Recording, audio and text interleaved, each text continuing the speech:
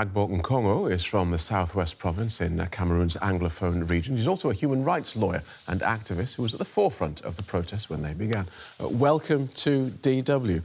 So what made you take to the streets? Well, thanks for having me. I am from the southwest region, one of the two regions that make up the south in Cameroon. The lawyers took to the street because we needed to fight against the marginalization. There was an attempt to erode the common law. Cameroon is a bicultural and a bijurial system.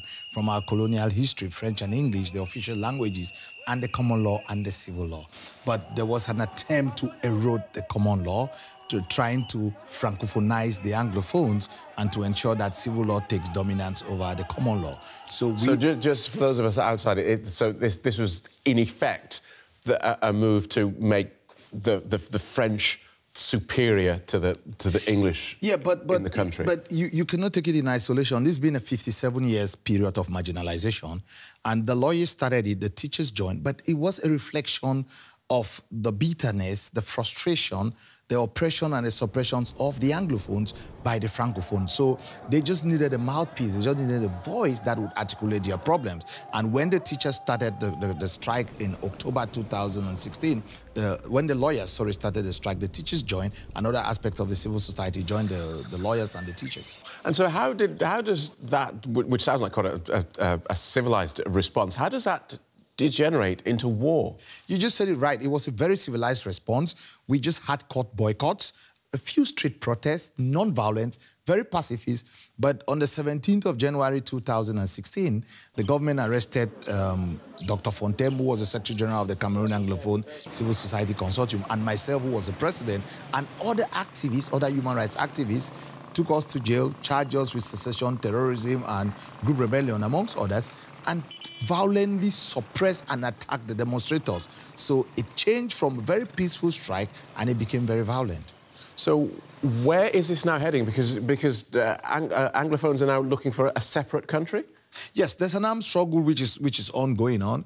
Anglophones want the restoration of the statehood of Ambazonia. Some believe that that would be the panacea to the solution. So was Ambazonia existed before and was lost, during colonial times? Well, the name used to be Southern Cameroon or West Cameroon. Ambazonia has been a historical name, but if you follow the UN decolonization process, it was either Southern Cameroon or West Cameroon.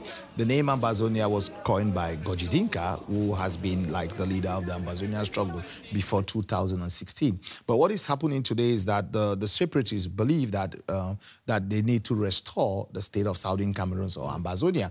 Others believe that there should be a restoration of the two-state federation that had existed in Cameroon. So these are the conflicting positions of Anglophones in Cameroon. OK, and now we see on the pictures there are guns on the streets and people getting shot. So it's a slightly naive question, but how do you go from... We understand where the government gets their guns from, but how do you go from teachers and lawyers protesting in the streets to getting tooled up? Where are those guns coming from? Well, you know, when you suppress people, when you break into people's houses, you burn their villages, you rape their wives, you kidnap their children... This has all been happening? Yes, so the people don't have a choice than to take arms to protect themselves. It's a kind of self-defense. Initially, it really started as a self-defense, you know, but I think that after a while also there have been some excesses, but they had to protect themselves. We have about 1,000 Anglophones in jail. We have 500,000 internally displaced persons, 50,000 refugees in Nigeria, more than 140 villages that have been burned down by government officials.